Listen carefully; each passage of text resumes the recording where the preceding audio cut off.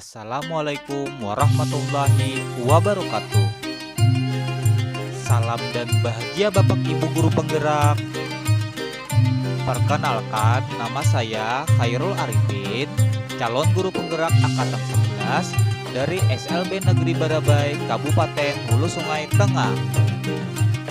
Dengan fasilitator Bapak Beni Marjayanto dan pengajar praktek Ibu Rustalina. Koneksi antar materi modul 3.2 Pemimpin dalam mengelola sumber daya. Tujuan pembelajaran khusus. CGP mampu menghubungkan materi modul ini dengan modul-modul yang didapatkan sebelumnya. Panduan pertanyaan. Yang pertama, buatlah kesimpulan tentang apa yang dimaksud dengan pemimpin pembelajaran dalam pengelolaan sumber daya dan bagaimana Anda bisa mengimplementasikannya di kelas, sekolah, dan masyarakat sekitar sekolah.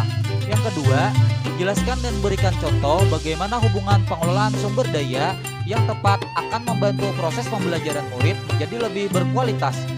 Yang ketiga, berikan beberapa contoh bagaimana materi ini juga berhubungan dengan modul lainnya yang Anda dapatkan sebelumnya selama mengikuti pendidikan guru penggerak. Yang keempat, ceritakan pula bagaimana hubungan antara sebelum dan sesudah Anda mengikuti modul ini, serta pemikiran apa yang sudah berubah di diri Anda setelah Anda mengikuti proses pembelajaran dalam modul ini. Kesimpulan, pemimpin pembelajaran dalam pengelolaan sumber daya adalah seorang pemimpin yang menerapkan pendekatan berbasis kekuatan atau aset dengan memanfaatkan sumber daya yang ada di sekitarnya untuk menggali potensi yang dimiliki dalam menunjang proses pembelajaran. Cara mengimplementasikannya. Yang pertama, di lingkungan kelas. Memanfaatkan ruangan yang tersedia dengan berbagai sarana yang ada. Fasilitas murid agar dapat mengembangkan kreativitasnya. Lakukan kolaborasi dengan guru lain untuk membantu dalam mengelola sumber daya di kelas. Memanfaatkan sumber finansial yang ada untuk keperluan kebutuhan kelas. Yang kedua, di lingkungan sekolah. Lakukan kolaborasi dengan seluruh warga sekolah. Bentuk komunitas sekolah yang memiliki tujuan yang sama untuk mengembangkan sekolah. Memanfaatkan sarana prasarana yang ada. Memanfaatkan lingkungan sekolah yang belum diolah. Gunakan sumber finansial yang ada untuk keperluan sekolah. Yang ketiga, di lingkungan sekitar sekolah. Bangun relasi dengan masyarakat sekitar sekolah. Kerjasama dengan orang tua murid untuk membantu kegiatan sekolah. Kerjasama dengan pihak luar atau lembaga kesehatan, kepolisian, dinas pendidikan, dan lain-lain. Ikut mengembangkan kebudayaan wilayah sekitar sekolah. Pengelolaan sumber daya yang tepat membantu proses pembelajaran murid menjadi lebih berkualitas. Terdapat 7 aset utama yang dimiliki sekolah untuk dapat mengembangkan sumber daya yang ada, yaitu modal manusia, modal fisik, modal sosial, modal lingkungan alam, modal finansial, modal politik, dan modal agama dan budaya. Jika ketujuh aset tersebut dikelola dengan baik, maka akan membantu proses pembelajaran murid menjadi lebih berkualitas. Contoh, modal manusia. Kepala sekolah dan guru yang menjalankan nilai dan perannya sebagai pemimpin serta memaksimalkan pengetahuan dan keterampilannya dalam mengajar akan membuat pembelajaran menjadi lebih berkualitas sehingga meningkatkan prestasi belajar murid. Modal fisik, sarana dan prasarana serta seluruh ruangan di sekolah jika dikelola dengan baik akan menunjang kegiatan belajar mengajar sehingga kualitas pembelajaran dapat meningkat. Modal sosial. Norma dan aturan yang jelas seperti tata tertib atau keyakinan sekolah dibuat agar murid memiliki kesadaran diri akan pentingnya disiplin positif sehingga akan tercipta suasana pembelajaran yang kondusif, aman, dan nyaman. Modal lingkungan. Lingkungan yang ada di sekitar sekolah dapat menjadi salah satu sumber belajar yang dapat dimanfaatkan untuk proses penunjang pembelajaran yang kreatif. Modal politik. Kebijakan kepala sekolah meningkatkan pembelajaran yang berpihak pada murid. Kerjasama sekolah dan dinas pendidikan seperti mengadakan pelatihan atau workshop dapat meningkatkan kualitas pengajaran yang dilakukan guru. Modal finansial. Pemanfaatan dana bantuan operasional sekolah atau BOS untuk keperluan operasional sekolah dapat menunjang proses pembelajaran yang lebih berkualitas.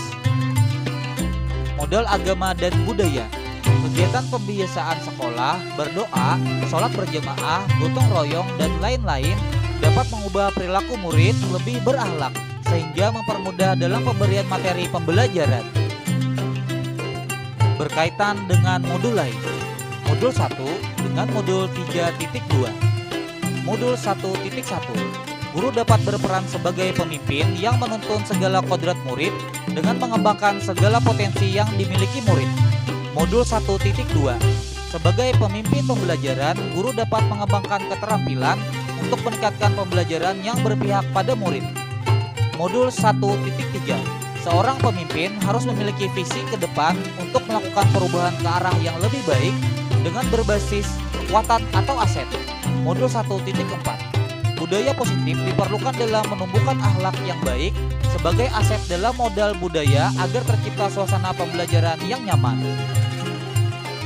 Modul 2 dengan modul 3.2. Modul 2.1, guru dapat menerapkan pembelajaran berdiferensiasi sesuai dengan kebutuhan belajar murid sehingga dapat memaksimalkan potensi atau sumber daya yang ada pada diri murid. Modul 2.2, dalam mengelola sumber daya, seorang pemimpin diperlukan kemampuan sosial emosional yang baik sehingga segala keputusan dapat dipertanggungjawabkan. Modul 2.3, pemimpin harus mampu menerapkan teknik coaching dalam melakukan segala tindakan untuk mengelola sumber daya yang ada di sekolahnya. Modul 3.1 dengan modul 3.2. Dalam melakukan pengelolaan sumber daya, seorang pemimpin harus mampu mengambil keputusan berbasis nilai-nilai kebajikan agar diperoleh pembelajaran yang berpihak pada murid untuk meningkatkan kualitas pembelajaran. Pemahaman konsep sebelum dan sesudah mempelajari modul 3.2. Before atau sebelum. Sebelum mempelajari modul ini atau modul 3.2, saya hanya berpikir aset adalah segala sesuatu yang berupa benda fisik saja yang ada di lingkungan sekolah, serta lebih banyak berpikir kekurangan masalah yang ada di sekolah saja tanpa berusaha mencari solusinya. After atau sesudah. Setelah mempelajari modul 3.2, saya baru memahami terdapat 7 aset utama yang dapat dikembangkan untuk dapat membangun sekolah, yaitu modal manusia, fisik, sosial, lingkungan alam, finansial, politik, serta agama dan budaya. Seorang pemimpin harus memiliki pendekatan berpikir berbasis aset atau kekuatan untuk dapat mengembangkan potensi yang dimiliki sekolah. Pemikiran yang sudah berubah dalam diri saya setelah mempelajari modul 3.2 antara lain, yang pertama, terdapat 7 aset utama dalam mengelola sumber daya di sekolah. Yang kedua, guru sebagai aset utama di sekolah harus memiliki kreativitas dan inovasi dalam mengelola sumber daya yang ada agar dapat mewujudkan pembelajaran yang berkualitas.